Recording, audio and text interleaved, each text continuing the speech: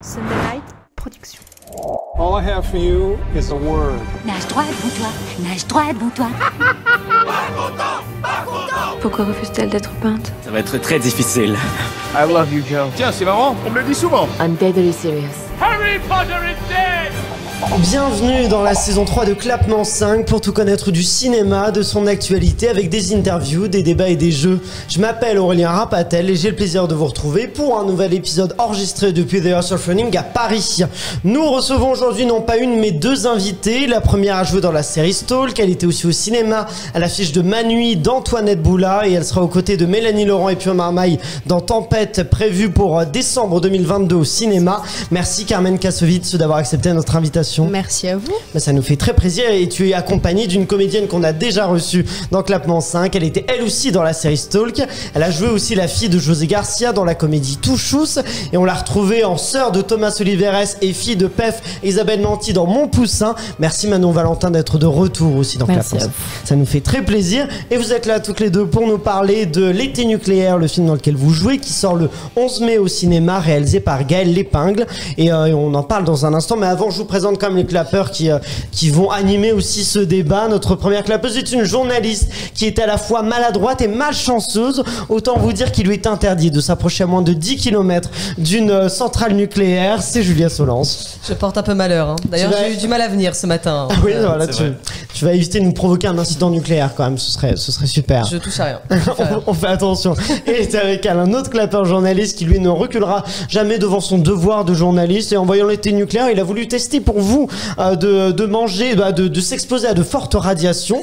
Et du coup, ne vous étonnez pas si pendant l'interview, il change de couleur, il se décompose, voire décède. C'est Sylvain Allemand. C'est les risques du métier. Eh oui, voilà, mais bon, moi, c'est bien d'avoir tenté pour les auditeurs. Je fais tout pour les auditeurs. Et j'ai oublié de présenter qu'on avait avec nous une autre personne. On a Sam qui est ton chien, Carmen. Oui, Sam, ma meilleure amie. Ta meilleure amie. Oui. Bah voilà, bon, on est ravis. On entendra peut-être des aboiements en cas de mauvaise question. Peut-être des petits pleurs, un petit moment. Elle va faire putain merde, j'en ai marre d'être là, mais sinon tout va bien. Aujourd'hui, je le disais, on va parler de L'été nucléaire qui, je le rappelle, sort le 11 mai au cinéma. D'ailleurs, on fera un blind test ou plutôt un jeu, je vous en dis pas plus, un peu exceptionnel aujourd'hui, dans lequel on fera remporter 2 fois 2 places grâce au pacte pour le film. Mais avant, du coup, je vais vous résumer un peu quand même l'histoire du film. L'été nucléaire, pour ceux qui ne connaîtraient pas, c'est donc l'histoire de jeunes qui se retrouvent en pleine alerte nucléaire, on peut appeler ça comme ça, une alarme, et on comprend en fait qu'il y a une fuite dans une centrale nucléaire et en fait ils vont se confiner ensemble pour éviter du coup les radiations, et on va voir aussi les relations les uns avec les autres. C'est des jeunes qui en plus on voit en vous découvrant que c'est des jeunes adultes, donc qui sont qui commencent à rentrer dans la vie d'adulte, et on voit les relations qui les lient les uns aux autres. Et ce qui est intéressant, c'est que j'ai dit ils vont se confiner, ça fait quand même vachement écho à la crise du Covid, et pourtant le film, Manon, tu nous en avais parlé quand tu étais venu dans Clapement 5 en février 2020, c'est-à-dire avant le Covid. Vous l'avez tourné, il a été écrit, il a été tourné avant la crise du Covid. Comment est-ce que vous avez vécu cette correspondance troublante justement entre la réalité et la fiction, mais aussi parfois, et dans le film on voit ça, l'État qui est un peu dépassé, qui tente d'éviter la panique des choses qu'il y a eu au moment de la crise du Covid.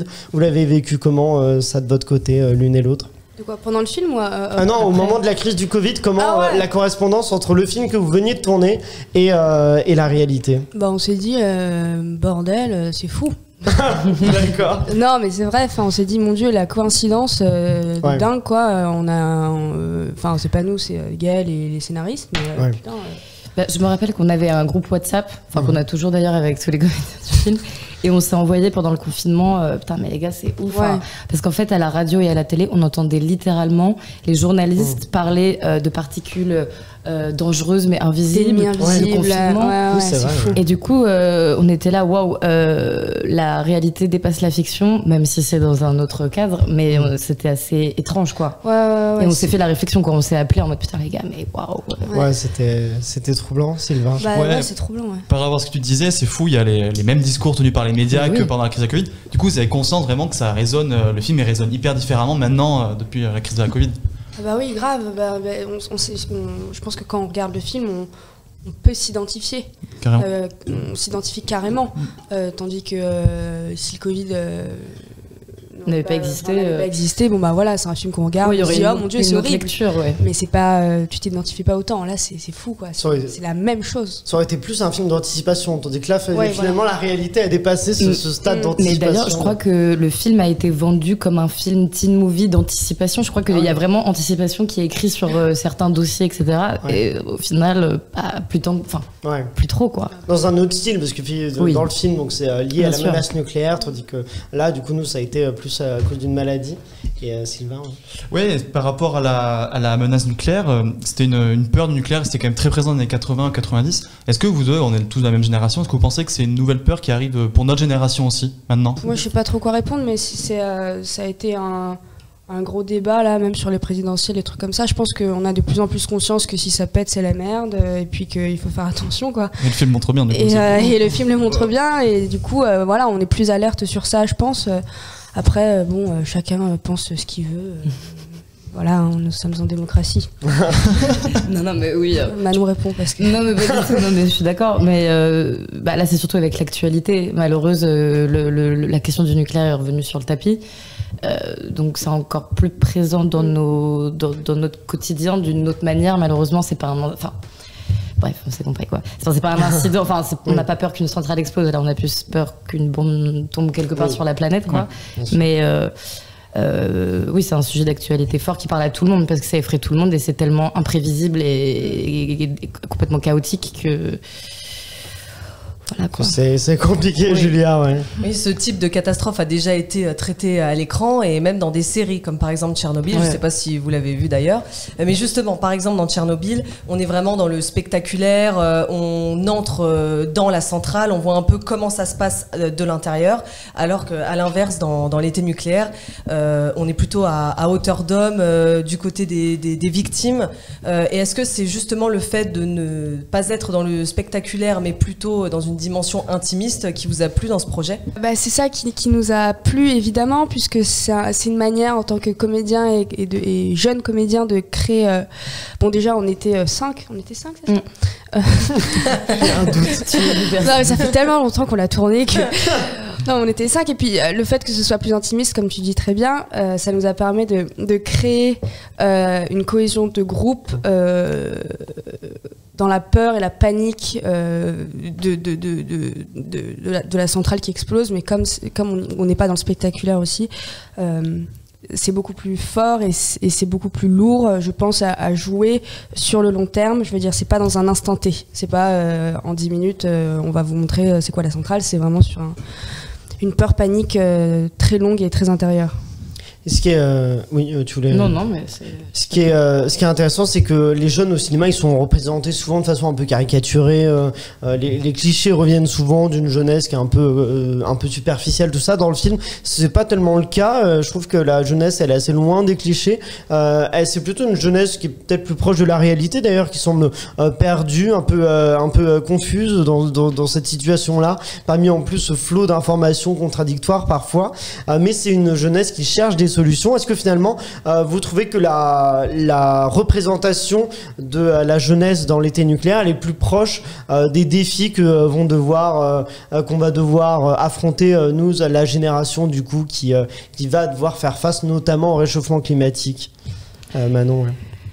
C'est vrai que pour revenir aussi à ce que tu disais, c'est vrai que c'est un film assez intimiste. On suit une bande de potes qui se connaissent depuis des années et les problématiques qui sont soulevées dans le film sont des problématiques finalement assez communes et quotidiennes. Que tu habites à Paris, dans un petit village dans la Creuse ou à Lille, enfin peu importe. L'essence même de leur questionnement, c'est où on va, comment on va survivre dans ce monde, comment vont évoluer nos relations amoureuses, amicales, familiales. Donc c'est des questions qui nous concernent tous, qu'on se pose tous. Je pense qu'on le voit de plus en plus. Les jeunes, on dit les jeunes ci, les jeunes ça, c'est des conneries parce que les jeunes ils sont vachement informés, peut-être un peu trop des fois. On sait pas comment trier les informations, on a tout qui nous arrive en pleine face, mais on a conscience du danger, on a conscience, on l'a vu sur ces élections-là, tous les jeunes se sont mobilisés. Beaucoup plus qu'avant, donc il y a une prise de conscience. Et puis oui, dans le film, c'est réaliste parce que voilà, quand l'image des jeunes qu'on a, c'est les séries Netflix et quand c'est un mec de 30 ans qui joue un mec de 18 ans et que le garçon de 18 ans ou la meuf de 18 ans elle regarde le truc, il se dit oh mon dieu, alors c'est comme ça que non, c'est pas ça. Donc là on a bien réussi, le casting est bien et cohérent et on a des boutons et on n'est pas beau et on est non mais on est très sympa. Mais si. non on est beau, on est super beau, non mais je veux dire on est réel quoi. Du réel, oui, c'est ça, vous êtes voilà, on n'est pas dans Elite ou dans Euphoria avec des paillettes sur le front. Voilà, au bout d'un moment. J'adore Euphoria, j'adore pas Elite, mais j'adore Euphoria. Oui, je comprends pour Euphoria. Et pour Elite aussi, que tu n'aimes pas, Julia. Oui, mais à une époque où l'écologie, justement, vous le disiez, est un sujet primordial, jouer dans un film qui traite de l'explosion d'un réacteur nucléaire, c'est d'autant plus fort. Est-ce que vous avez nourri vos personnages de vos propres peurs concernant ce sujet, concernant l'écologie? Mais en fait, c'est marrant, non, mais le sujet de l'écologie est venu après le tournage. Tu vois, parce que je veux dire quand on a tourné le film, c'était pas du tout un sujet qui était mis en avant par que ce soit le réalisateur, la production, enfin personne. On sentait que c'était une couche, voilà, qui était là, qui était présente, mais un peu en arrière-fond. Je crois que vraiment le sujet du film, c'était vraiment les relations entre les personnages qui vivent une situation chaotique et un peu extraordinaire. Mais on n'a pas tant parlé de ça, pour être honnête, de la question écologique. Parce que c'est quelque chose d'assez naturel, en fait. Il n'y a même pas de question à se poser. Mais je trouve ça assez intéressant qu'on nous en parle de plus en plus quand on parle de ce film et qu'on en fait la promotion. Mais pour être honnête, ce serait vous mentir que de dire que ça a été quelque chose qui a nourri notre travail. Ce serait vraiment vous mentir. Après, moi, je sais que j'avais parlé avec Gaël. Je lui avais demandé s'il avait des refs de films ou de documentaires, et je me rappelle qu'il m'avait donné un DVD d'un documentaire de mecs qui travaillent dans une centrale qui explique un peu les risques qu'il encourt en faisant ce métier-là. Mais c'était assez sobre, enfin c'était pas alarmiste de fou, mais en vrai on n'a jamais trop parlé de cette question-là. Enfin c'était pas la question centrale de la prépa quoi. Non, pas du tout, c'est vrai en fait. Alors j'en ai pas souvenir. Ah non, t'as carrément raison, mais après quand on est comédien aussi, on va chercher dans nos propres peurs, c'est très personnel, chacun travaille comme il veut, chacun a ses techniques. Là, ouais, c'est vrai que la question de l'écologie n'a pas été... c'est intéressant justement de savoir ça. Mais ça n'empêche pas que c'est un film qui alerte sur tous ces problèmes-là, c'est clair. Sylvain. Ouais, du coup, pour rebondir par rapport à ça, sur le jeu d'acteur, du coup, là, on vous affrontez une menace qu'on ne voit pas, c'est les radiations. Et justement, en termes de technique, comment on se prépare à jouer la peur de l'invisible, en fait? Et surtout pour tenir la tension dans un huis clos. Voilà, c'est une petite question. C'est vrai que déjà les décors étaient assez donc c'est quasiment un huis clos, à part, on va pas spoiler, mais il y a quelques moments dans le film où c'est un huis clos, on est dehors, mais sinon c'est un huis clos. Et c'est vrai que déjà l'ambiance de la maison qui avait été complètement redécorée exprès pour le film. D'accord. Ouais, elle était pas du tout comme ça. Je crois qu'ils sont venus un mois avant, tout retaper et tout. T'avais un petit truc à rajouter? Non, pas du tout, mais c'est que les décors, les costumes, ça fait énormément, je trouve. Oui, c'était vraiment particulier, c'était plombant, on était perdus dans la campagne, donc déjà on était dans un environnement qui était hyper inconnu. Il faisait pas très beau en plus, dans mon souvenir, donc ça plombait vraiment l'ambiance. Donc déjà, naturellement, on était dans une atmosphère assez particulière, un peu... Ouais, qui était étrange, je pourrais pas... C'était pas c'était une ferme. Là, les gens qui vont écouter ça, ils vont se dire quelle petite parisienne. Ça n'engage que toi. Là, je me lance sur un truc. Non, mais mon Dieu. Non, mais je veux dire, c'était une ferme, c'était hyper mignon, hyper joli, mais c'était une ferme au milieu de rien. C'est-à-dire que le matin, quand on y allait, il y avait rien. Du coup, quand on arrivait là-bas, il faisait nuit en plus. Il faisait nuit. Il y avait le maquillage et le HMC, c'est l'endroit où on s'habille, qui était dans le grenier. Il faisait froid, donc c'était cool parce que c'est toujours cool de tourner comme ça, mais ça nous mettait en condition. C'était un peu rudimentaire, c'était pas un tournage genre les pieds en éventail. Mais c'est trop bien, c'est ça qu'on aime. Et puis on est jeunes, donc c'est grave, c'est trop bien. Mais on avait quand même... Et puis on dormait tous ensemble dans un gîte. Moi je me souviens, petite anecdote, il y avait des... Je l'ai dit ou pas? Je sais pas de quoi tu Il y avait des nids de mouches mortes dans mes valises. Franchement, mais c'était trop cool. C'était trop bien. Enfin bref, voilà. Voilà, je me suis emportée sur mon. Non, mais pour revenir sur le fait comment on joue avec ce truc, moi je sais que. Bon, après ils se sont foutus de ma gueule quand j'ai dit ça, mais je trouve que c'était un peu comme un espèce de sixième personnage, tu vois. Ouais. Le truc de. Ça te fait rire, Carmen. Non, mais parce que j'imagine Manon dire c'est comme un espèce de sixième personnage. Mais pas du tout, il y a quelqu'un avec nous en ce moment. C'est la radiation. Non, mais je charrie Manon. Je t'aime quand même. Mais non, mais ouais, non, mais franchement, c'est pas déconnant de dire ça, tu vois. C'était tout le temps présent avec nous. Il fallait qu'on joue avec ce truc qui était invisible, machin. Mais donc, ouais, on s'est un peu inventé une forme de monstre invisible, quoi. Enfin, en tout cas, moi, c'est ce que je m'étais dit dans ma tête, quoi. Ouais, non, mais t'as raison. Et ce qui est intéressant aussi, c'est que le réalisateur, du coup, Gaël Lépingle, il vient du cinéma documentaire. Vous avez vu en quoi, justement, cette origine-là, son passage par le documentaire a nourri sa direction d'acteur, peut-être? Est-ce qu'il est différent d'autres réalisateurs qui ont fait que de la fiction? Très différent, je pense pas. Enfin, en tout cas, moi, j'en ai pas eu la sensation. Mais par contre, ce qui est vrai, c'est qu'on a eu énormément de répétitions. Ouais. Je crois que c'est un des films que j'ai fait où il y avait eu le plus de répétitions. Je crois que c'était pas par crainte spécialement pour le jeu ou quoi que ce soit, mais c'était surtout par rapport à la contrainte de tourner en pellicule sur peu de jours. Ça, ouais. Et du coup, pour rassurer un peu tout le monde, et nous aussi les premiers, enfin, je veux dire, on était grave ok. Hein, Sam, on était ok de faire des. Elle est d'accord. Sam, c'est le chien, du coup. Je prends les auditeurs, ils vont pas comprendre. Je parle pas au sacrement de Carmen. Mais c'est vrai que il a eu besoin de nous voir plusieurs fois en groupe, et on avait tous le droit de faire des propositions de changement de dialogue, etc. Donc il voulait vraiment être au plus près de la réalité, de notre propre justesse à nous. Et on avait vraiment le droit de proposer des trucs, quoi. Et généralement, ça passait. Et il voulait que ce soit le plus naturel, le plus concret possible. Donc peut-être là, son côté très naturaliste, tu vois, de venir à quelque chose qui se rapproche le plus de nous que dans une grande écriture ou... Non, sinon après dans son rapport au travail, j'ai pas eu l'impression de sentir ça plus que ça. Non, c'est aux répétitions surtout. Tu te souviens, je sais pas si tu te souviens, mais l'énergie qu'il avait, il était là, il nous regardait, il disait ah non c'est pas mal comme ça, ah bah non on peut changer les dispositions. C'est tellement agréable quand t'es comédien d'avoir déjà des répétitions, parce que souvent on n'a pas trop de répétitions. Non, c'est rare. C'est rare, et je trouve ça dommage parce que c'est très important. Bon après ça dépend de plein de choses, mais du coup Sam, reste tranquille.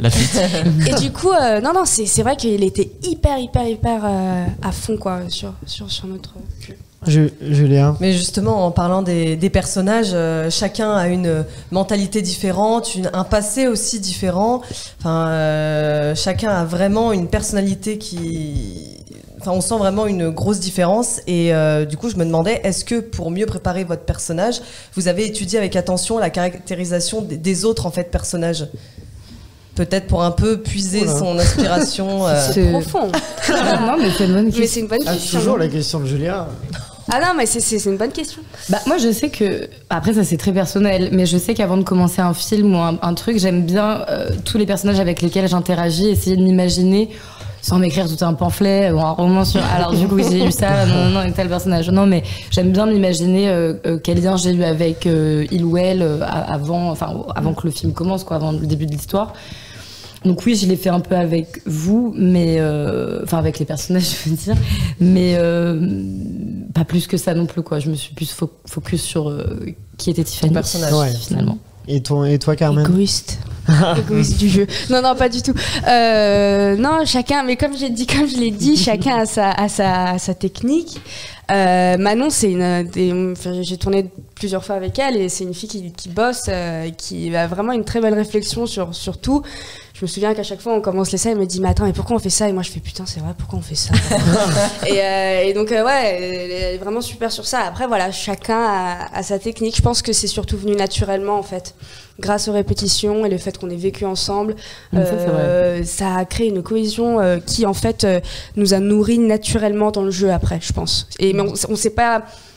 On n'a pas fait de rendez-vous avec le réal en disant alors lui il vient de là, il fait ça, ce qui arrive des fois, mais nous non, ça s'est fait très naturellement, je pense. Voilà. Et ce qui vous a intéressé aussi dans ce projet, c'est justement que aussi ça casse un peu les codes du teen movie habituel. Ça les revisite en tout cas, peut-être sans forcément les casser, mais ça les réinvente avec une forme de teen movie, mais sur un fond quand même assez dramatique, avec une vraie réflexion sur ce que c'est d'avoir 20 ans en 2021 dans un monde qu'on ne maîtrise pas ou que peu de gens maîtrisent et pas forcément les bonnes personnes d'ailleurs, mais du coup ça amène des vraies réflexions presque, je dirais pas philosophiques non plus, ça on n'est pas en train non plus de refaire le monde mais si. Mais tu vois ce que je veux dire, il y a des vraies questions qui se posent et pas juste hey, on part en vacances, on est des jeunes, on part en vacances. Ouais, voilà. Julia. Et justement, Manon, toi t'as joué dans Interrail par exemple. Oui, je remémore des souvenirs. Super la nanane. Non, justement, Interrail, c'est aussi différent des teen movies. Parce que justement, ça met aussi en avant les relations humaines, l'amitié, l'amour, tout ça, en fait, tout ce que vivent les jeunes qui s'apprêtent à franchir le pas en fait, vers le monde des adultes, exactement. Et justement, les jeunes d'aujourd'hui sont souvent représentés comme des êtres indécis, aussi très mal dans leur peau et qui n'ont pas envie de suivre les codes. Et est-ce que tu trouves, toi, justement, que les jeunes cette génération est bien représentée à l'écran, ou s'il y a encore une sorte de cliché qui sévit toujours?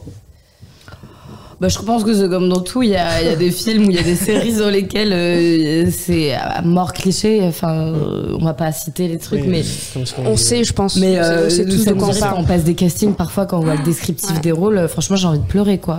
C'est un cliché sans nous. La nana, elle doit être belle, sexy, et le mec, il doit être costaud, grand et un peu rebelle. Et le texte, on n'en parle même pas, quoi. C'est terrible. Ça me tue, quoi. On veut une anecdote là.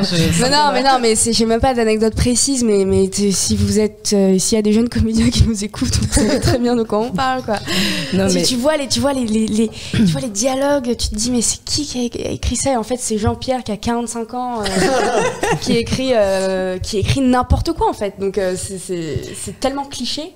Oui, après, faut faire des non, mais oui, je suis d'accord avec toi. Mais plus, des fois, il y a des trucs que j'ai envie de pleurer, tu vois. Ou même des trucs que j'ai pu faire où je trouve que avec du recul, oui, on tire sur des cordes. On se dit, on aurait pu un peu moins tirer sur cette ficelle-là, quoi. Mais dans l'OT nucléaire, je trouve que c'est assez.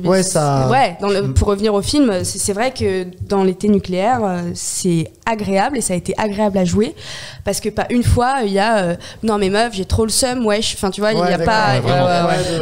Donc ça fait du bien, quoi. Enfin, c'est juste, on parle comme ça normalement. En fait, on n'est pas des fous qui crions à tout va. On est des gens civilisés. Et est-ce que justement par rapport à ce problème de dialogue et de situations qui sont clichés, est-ce que le problème c'est donc les scénaristes qui est-ce que quand on tourne avec un scénariste, un réalisateur plus jeune, plus proche de notre génération, du coup ça offre une représentation qui est un peu plus et aussi le fait, on le disait, pour les rôles féminins écrits par une femme scénariste, souvent ça change. Est-ce que ça change, vous le ressentez, vous, un changement d'écriture, d'intention, ce qu'on appelle du coup le female gaze et le male gaze?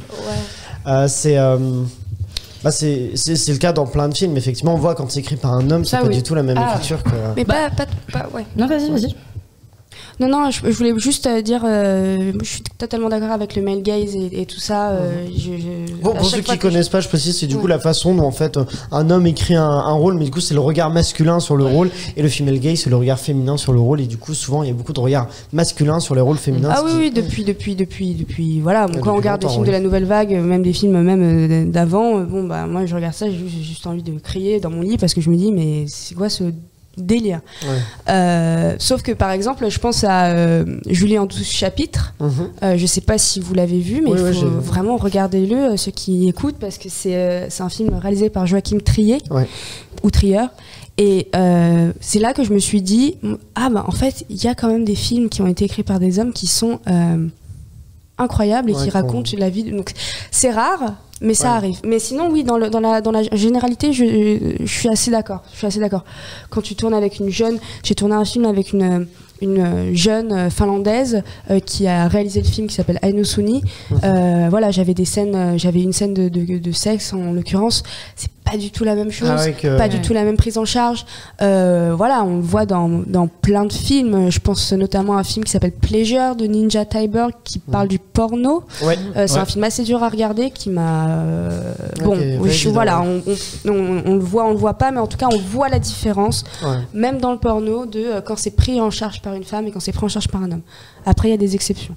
Voilà. Maintenant, toi aussi, du coup, tu le sens, la lecture d'un scénario Ouais, moi, ça va plus être le rapport au dialogue, tu vois, quand généralement les gens, c'est souvent des hommes, mais peu importe, d'un certain âge, qui essayent d'écrire pour des jeunes, c'est souvent chaotique, quoi. T'es là et du coup, avant de passer le casting, on est là, on essaye de réécrire un peu le truc, quoi, pour se le mettre en bouche et essayer que ça sonne le plus juste possible, parce que sinon, franchement, t'es là, c'est pas possible, quoi. Je suis là, genre, je peux pas dire ça. Mais ouais, tu le sens. Après, je trouve qu'il y a quand même une amélioration. Enfin, ça tend à changer. Je trouve que tout ce qui se passe depuis quelques années, ça fait évoluer dans le positif. Donc, j'essaye de plutôt avoir un œil assez positif et optimiste sur la situation. Et je pense que ça change et c'est en train de changer. Et il y a une bonne nouvelle génération qui arrive et qui va un peu retourner le game, je pense. Ça donne de l'espoir. Oui. Je me tourne à présent vers la nouvelle génération aussi. C'est la nouvelle Indiana Jones, Julia, en plus. Voilà, c'est l'Indiana Jones 2.0 et féminine aussi, pour le coup, vu que c'est dans le sujet. Mais plutôt que de fouiller les sites archéologiques de civilisations perdues, je préfère analyser les détails concernant nos invités et dresser leur véritable portrait. Wow. Aujourd'hui, attention, ne stressez pas trop, ça va bien se passer. Aujourd'hui, nous vous recevons, Manon et Carmen, et j'ai remarqué que vous vous rejoignez sur beaucoup de points tout en ayant des univers différents. Vous avez toutes les deux une véritable âme d'artiste, et la peinture par exemple vous anime, un peu comme l'amitié entre Vincent Van Gogh et Paul Gauguin. Vos discussions vous enrichissent mutuellement et vous inspirent. Mais attention, parce que ça pourrait finir en histoire d'oreilles découpées tout ça. Donc faut se méfier. Au passage, Manon, tu as un intérêt prononcé pour les couleurs pastel et les fleurs qui décorent de temps en temps ton compte Instagram. Totalement. Mais oui, c'est vraiment moi. Je viens de déménager, je viens de me rendre compte que j'ai vraiment beaucoup trop de fleurs séchées, ça fait presque trop peur. On dirait vraiment l'appartement d'une mamie. On dirait surtout la personne qui sait pas entretenir ses fleurs. C'est une catastrophe. Tu fais non, c'est bien comme ça, c'est bien comme ça. C'est très artistique. Tu m'as cerné. C'est pas fini, Carmen, tu aimerais bien passer derrière la caméra et devenir réalisatrice un jour, mais tu as un objectif encore plus précis, faire un film d'animation, pourquoi pas. Qui sait, peut-être que tu seras à l'origine d'un projet innovant, comme Qui veut la peau de Roger Rabbit à l'époque de sa sortie. Ce serait d'ailleurs pour le plus grand bonheur de Manon, puisque c'est le film qui a marqué son enfance. C'est vrai, complètement. Je l'avais vu dans une interview précédente. C'est fou. Bien vu. Donc c'est toujours le cas, c'est toujours le... Ouais. Ça n'a pas changé. Je suis d'accord, c'est toujours là. Manon, tu as aussi un vif intérêt pour la photographie et tu n'hésites pas à mettre en avant le talent sans égal du photographe chilien Sergio Larraín. Mais d'ailleurs, tu as aussi ta muse personnelle, qui n'est autre que Carmen, puisqu'elle apparaît sur beaucoup de tes photos. Ouais. J'aime beaucoup mettre on a passé beaucoup de temps. Les embellir. Un peu comme Yves Saint-Laurent avec son double féminin Betty Catrou, qui est représenté d'ailleurs dans le film de Jalil Lesper. Vous vous complétez à merveille. De ton côté, Carmen, tu as un adorable petit chien depuis quelques mois qui est avec nous. Voilà. Elle est gentille, vous avez vu C'est l'invité surprise. Et son prénom a directement retenu mon attention puisqu'elle s'appelle Sam Gamgee. Voilà, en référence à l'un des emblématiques hobbits de l'univers du Seigneur des Anneaux. Oui. Manon pourrait peut-être t'accompagner dans ta quête pour détruire l'anneau unique. Reste à savoir qui incarnera Frodon Saquet. Donc ça, je vous laisse décider entre vous. Tu me porteras ou je te porterai? Je te suis où tu veux, bébé. Vous porterez finalement. C'est bien. Manon, t'as fait un nom de la tête au moment du Seigneur des Anneaux. Ça n'a pas l'air d'être. Je ne veux pas être inclus dans cette discussion. Ça n'a pas l'air d'être ta tasse de thé. C'est pas la rêve. C'est le nain énervé. Manon. Moi, je suis pas difficile. On voit. Un rôle sauce. Voilà, moi, un rôle. Oui. Mais on voit que vous connaissez bien. Est-ce que du coup vous avez déjà joué ensemble, on l'a dit dans Stalk, dans les saisons 1 et 2 de Stalk, où vous étiez déjà des personnages qui étaient amis, si je dis pas de bêtises. Est-ce que vous vous êtes servi un peu de cette amitié-là, ou en tout cas de l'amitié que vous aviez déjà, pour nourrir l'amitié de vos deux personnages dans l'été nucléaire? Ah mais ça a joué, oui ça a joué. Ouais. De ouf. Ouais. Non, mais alors après, on va pas se mentir, on spoil pas trop en disant ça, mais Carmen et moi, on a interagit peu ensemble dans l'été nucléaire. Finalement, Oui, nos c'est vrai, personnages ont finalement, des trajectoires assez différentes. Ah, vous êtes ensemble, mais c'est vrai que vous n'avez pas. Mais pour l'anecdote, on va vous révéler un secret. Ah ouais, un secret, attention. Mais je pense qu'on peut le dire. C'est pas. En fait, quand on a commencé le casting, le personnage de Jamila, donc joué par Carmen, et Tiffany, sont censés être cousines. Ah oui. Sauf qu'en fait, au tournage et au montage du film, on s'est rendu compte que c'était jamais vraiment expliqué, c'était jamais compréhensible. Donc du coup, personne n'est au courant qu'on est censé être cousine. Ah oui. Donc du coup, nous, on a tourné le film en se disant qu'on était cousines et qu'en fait, j'étais censée, comment on pourrait dire ça, je t'ai pas ramenée, enfin t'es venue passer des vacances chez moi et je t'ai présenté mes potes et voilà. On n'est pas amis. Normalement, Carmen, quand on a tourné le film, elle était pas censée être présente dans le coup. Ah, c'est drôle ça. Ouais. C'est drôle. Alors, du coup, ça donne peut-être une clé de lecture une fois qu'on voit le film. C'est pour ça qu'il y a un truc. Grave. Et du coup, c'est vrai qu'on était un peu frustrés. On aurait aimé partager plus de scènes ensemble, on se l'est dit. Donc oui, mais après forcément se connaître, c'est un cadeau pour deux 2 ans comédiens. Ensemble sur Stalk, quoi. Je la réveillais tous les matins, la pauvre elle me détestait. Quand on était nucléaire, on partageait la même chambre et tout. Je me suis dit, elle va me haïr. Sans révéler le moment, mais à un moment donné du film, Carmen, ton personnage, Jamila, écrit un texte qui est à la fois très beau et simple. Et est-ce que le véritable objectif en fait des jeunes d'aujourd'hui, ce serait pas tout simplement de vivre heureux dans un monde qui s'assombrit? Oui, je suis tout à fait d'accord avec toi. Oui, et c'est pour ça que on a peur en tant que jeune. C'est pour ça qu'on se demande si on va faire des enfants. C'est pour ça que on a peur, quoi. Clairement, on vit dans un monde incertain. Tous les jours, comme je l'ai dit au début.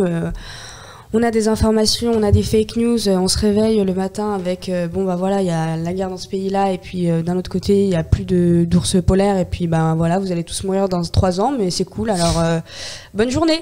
Et du coup donc c'est vrai que c'est un peu compliqué, on a de la chance de vivre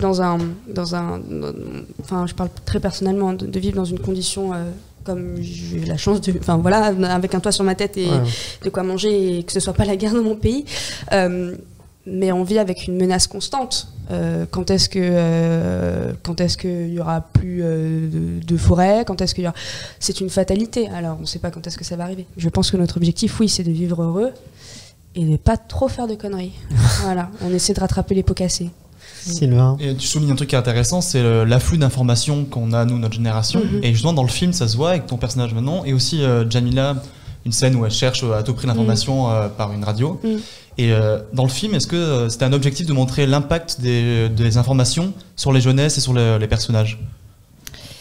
C'est marrant, c'est une bonne question parce que quand j'ai découvert le film pour la première fois, ce qui m'avait marqué et qui n'était pas vraiment présent pendant le tournage pour des questions juste de logistique, c'était l'omniprésence de la radio et de la voix de la télé. Et ça, sur le tournage, honnêtement, on l'avait pas. Alors, il y avait vraiment des espèces de, comment on pourrait appeler ça, des mini-modules qui avaient des magnétos, qui avaient été préenregistrés, des magnétos. Donc on regardait vraiment quelque chose, on ne l'inventait pas, mais c'est vrai que quand j'ai découvert le film et je me suis fait la réflexion, je suis allée voir Gaël, je me dis mais c'est fou tout le travail qui a été fait sur le son, sur l'omniprésence des voix qui alertent, qui donnent des informations, etc.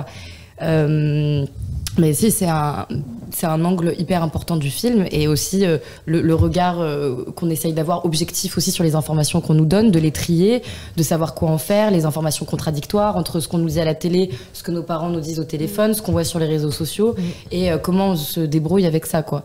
Donc si, ça c'est assez juste, mais j'en ai encore plus eu conscience après avoir vu le film. Bah oui, puisqu'il y a un son ambiant tout le temps derrière que nous, on n'avait pas conscience de ça quand on tournait en fait. C'est la magie du ciné, carrément.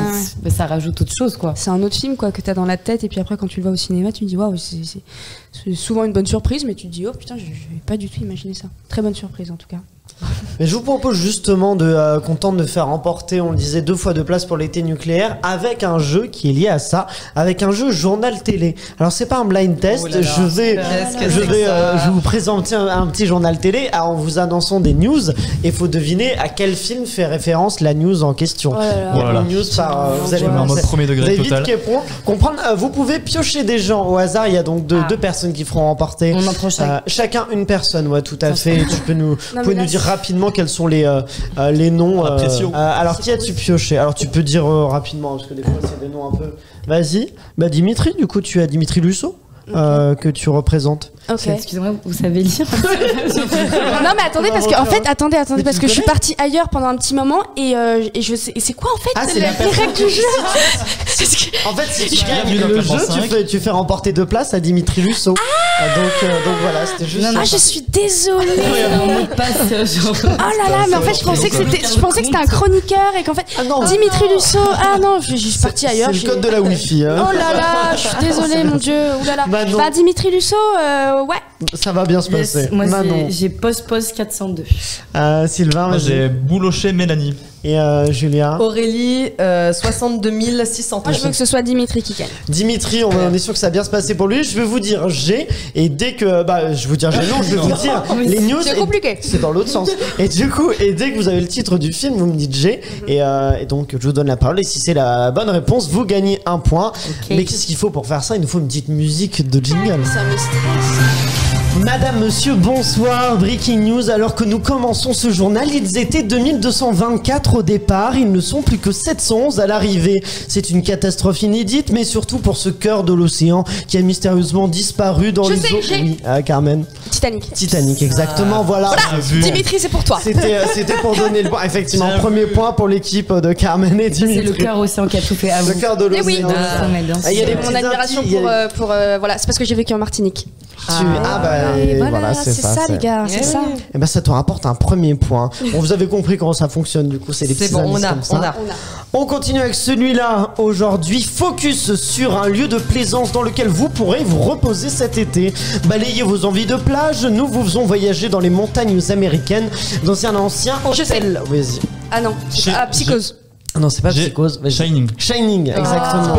Mélanie. C'est un film culte, mais pas C'est vrai loin. qu'en fait, c'est le hôtel là. Eh Tu oui. m'as eu. C'est le temps que mon cerveau. dans ma liste de mes films préférés, quoi. C'est tes films préférés Non, mais c'est dans la liste, ça. Titanic ça et c'est Shining. dommage. Moi, je veux pas pour Mélanie. Moi. Non, ça va, on connaît, on connaît. Il y a des remontadas possibles, Oui, t'inquiète oui, pas. oui, On tout écoute. est jouable. Mélanie, Je suis on est hyper ensemble. stressée là. Je suis hyper premier degré là. Là, Je c'est un rigole très pas. bon début pour Tout le monde toi. a premier degré là. Ah ouais. C'est toujours ceux qui disent qu'ils vont pas y arriver qui gagnent. Mais bien Voilà, sûr. Carmen le prouve. Mais c'est pas fini, on Fini, continue avec celui-là. Ça me calme. Il est bientôt 20h et si vous faisiez un restaurant ce soir, nous vous faisons découvrir un restaurant typiquement parisien où vous pourrez profiter. J'ai Vas-y. Ratatouille. Ratatouille, Mais tout simplement. Ah oui, j'allais dire profiter de la Mélanie, délicieuse pardonne-moi. cuisine du chef Linguini. Bon voilà, il y a plein d'indices. Voilà. autour Ah ouais, du bah là, rat- ouais. de la ratatouille. Bien sûr, non, mais- Un point pour Carmen, un point pour Julien, un point pour Manon Alors, Manon, Mais en fait, moi, je prends le temps. Je suis une femme. T'as très raison. T'as raison. Ouais, c'est ça, Du coup, ouais. je me fais griller. lentement mais sûrement. Et ben le prochain, c'est celui-là. C'est le récit du jour. Il a fait la joie des habitants de Butlots, une charmante bourgade de Floride, en créant une exposition de sculptures végétales. Mais ce n'est pas tout, puisque notre personnage a défié le réchauffement climatique en provoquant de grandes chutes de neige du jamais vu pour ses habitants de Floride. Celui qui est à l'origine de toutes ces merveilles est un jeune homme au teint bien pâle. Vas-y Manon. Édouard Romain d'Argent. Exactement, Edouard Romain d'Argent. Grave que j'arrive. Oui. J'arrive. Voilà, j'allais dire, il a une particularité, Floride. c'est d'avoir des... Ils sont en Floride. Ouais, que c'était ouais, Los et Angeles, ça s'appelle Butlots. Ouais, ça, J'ai je sais cherché pas, le nom de la Ah ville. ouais, ok. Putain, Eh oui. c'est niché, ok. Et c'est pour ça qu'ils sont surpris d'avoir de la neige aussi. Ah bah oui, oui, oui, Il fait effectivement. neiger ce cher Pour Edouard. surprendre. Ah bah en Floride, oui, c'est sûr. Qu'est-ce qu'elle est jolie cette scène. Ah oui, la scène Elle est de- belle. Tout le Winona film, Ryder. tout le film. Super. C'est magnifique. Mais ça reprend, attention, parce que là tout le monde a un point. Pour l'instant, on est sur une belle égalité commune. C'est parce que je les ai laissés, je les ai laissés. C'est pour ça. Ça reprend avec celui-là. Revenons en France où un serial killer semble sévir sous le soleil de J'ai Vas-y. Jack l'Éventreur. Non, c'est pas ça. En France, Tabarnak. Jack l'Éventreur. Ce Faut serait- écouter quand même. hein, ça va pas le faire. Le stress. Un peu trop premier degré. L'émotion. Allez, on y va. Premier degré. Allons-y. Ouais, un peu trop premier degré. Ça là. Faut savoir peut-être doser. Ok, vas-y. Revenons donc en France où un serial killer semble sévir sous le soleil de Provence. En effet, selon nos envoyés spéciaux, la projection du dernier film d'Alan Smithy a été entachée par le sang du projectionniste. D'après nos informations, le tueur aurait écrit avec le sang de la victime les lettres O-D-I-L sans qu'on La cité comprenne de la de quoi peur, j'ai la cité de la peur. exactement. Sylvain, la cité de la peur. Il y a même pas eu le Odile ciel. Rey. Oui, Odile Rey, Ah la oui, c'est fameuse. vrai. Et oui, ça se passe à Cannes. Bon, je vais pas Et dire en plus, Cannes j'ai pour été lent. compliquer un peu, Oui. donc. Ah On oui, est où c'est dans les vrai. points Ah là oui, il nargue les gens. En plus, il dit en plus j'ai été Ouais, là. je flex un peu. 2 points pour Sylvain et 1 point sinon pour tout le monde. Mais Carmen, elle a pas 2 points Non, Non, parce que j'ai dit Jack l'Éventreur alors que c'est Oui, allemand. Jack l'éventreur, on n'était pas sur Non, mais c'est parce que. Shining, c'est vrai. Ouais. C'était bien tenté. Mais tout peut se. J'ai voulu jouer le temps, tout, j'ai raté. Il en reste quelques-uns. Allons-y avec celui-là. Sans transition, l'infotrafic, nous vous déconseillons d'emprunter l'autoroute A4 après qu'une course-poursuite endiablée se soit déclenchée entre un camion citerne et les troupes d'Immortan Joe. Selon des témoins, vas-y. Mad Max. Mad Max, lequel? Fury Road. Fury Road, exactement. En plus Fury Road, mais personne l'a vu Fury Road. Bah si, Fury Road c'est le plus récent. Bah si, là c'est malhonnête. Là c'est malhonnête. Oui, je suis très mauvaise perdante. Mais ça n'est pas fini. Désolé Dimitri. Ça n'est pas fini, on y va. Nouveau. Je suis désolée Dimitri. Ah oui, non, bah oui. Et surtout qu'il y a 2 personnes qui gagnent, hein, rappelez-vous. Donc il n'y a pas qu'une personne, il y en a 2. Allez, il faut qu'on se ressaisisse. Non, mais on est là. Allons-y avec celui-là, c'est le point santé du jour. Si vous vous sentez nauséeux avec de la fatigue, des vomissements, des vertiges, faites attention, vous pourriez comme Jamila et Tiffany être victime. Vas-y Carmen. L'été nucléaire, exactement. Il était pas... T'aurais pu l'avoir celui-là Manon. Oui, bah non, mais en fait je me suis dit c'est trop évident. Pour moi je l'ai placé parce que tu es très complexe, donc tu as besoin de complexité. Pour moi, non. On reprend, attention, c'est parti. On y va avec celui-là. Ils ont testé pour vous un week-end en famille enfermé dans une maison en pleine neige et autant vous dire que le résultat... Ah, je sais. Vas-y. Ah non, putain, je l'ai pas. Force majeure? Non. Que le résultat n'est pas brillant malgré quelques belles chansons volées au répertoire de la musique française. Les cris ont fusé en à peine quelques heures. La grand-mère a été assommée. Vas-y, Manon. Alors là, c'est 8 femmes. 8 femmes, exactement. Ah ouais, putain, oui. Allez, tu arrives. Tu rattrapes Carmen, vous avez toutes les 2 points. Sylvain a 3 points. Oui, j'allais dire voilà que les sœurs se sont engueulées. Il y en a une qui est enceinte de son père. Bon, c'est un bordel quand même ce film, mais très réussi. Je suis encore en perdition comme d'habitude. Attention, il en reste 2. On approche de la fin, il en reste 2. L'avant-dernier, c'est celui-là. Avant de se quitter, petit point météo. Demain, il fera toujours moins 120 degrés partout dans le monde et la neige ne fondra. Vas-y. Snowpiercer. Snowpiercer. Ouais, mais j'allais le dire. 120 degrés dans le monde entier. Oui, c'était ça. Attendez, mais on est pro. C'est bien, il est bien ce film, j'ai jamais vu. Ah bah oui, c'est Bong Joon-ho. Ah ouais, d'accord. C'est le réalisateur de Parasite. C'est un très bon film. C'est Bong Joon-ho qui réalise. Ah bah oui, ok, d'accord, ok. Très bien, très bon film. Bon, Sylvain est à 4 points. A priori, il va gagner. Oui, bon, Sylvain, je peux pas me donner le dernier point. Ne participe pas au dernier, peut-être. Et le dernier, c'est donc celui-là. Merci d'avoir écouté ce journal. On se retrouve demain soir pour une nouvelle édition. Je laisse la place pour votre programme où vous pourrez retrouver la vie banale et pourtant passionnante de cet homme né devant nos yeux et que l'on n'a jamais... Vas-y, Carmen. Truman Show. Exactement, Truman Show. J'allais dire qu'on n'a jamais quitté depuis. Comme dirait notre bonhomme, bonjour et au cas où on ne se reverrait pas d'ici là, je vous souhaite une bonne après-midi, une bonne soirée, une excellente nuit. Ça te rapporte un 3e point, Carmen, et du coup tu remportes avec Sylvain. Vous faites remporter aux personnes que vous avez tirées à chacun 2 places. Bravo. Soyons fiers. Merci donc Carmen et Manon d'avoir été avec nous. C'était un réel plaisir de vous recevoir. Je rappelle que l'été nucléaire sort donc en salle le 11 mai. C'est un film qu'on vous recommande, un drame à la fois d'anticipation mais pas tant que ça, puisqu'on voit que la réalité rattrape la fiction.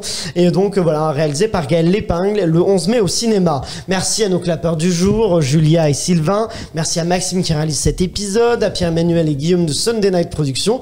N'hésitez pas à vous abonner à cette chaîne YouTube de Clapement 5 ou alors sur les différentes plateformes audio, Apple Podcasts, Spotify ou encore Deezer. Merci au Pacte qui nous offre ces places de cinéma pour l'été nucléaire. Et je vous donne rendez-vous lundi prochain pour un nouvel épisode de Clapement 5. Et d'ici là, allez au cinéma.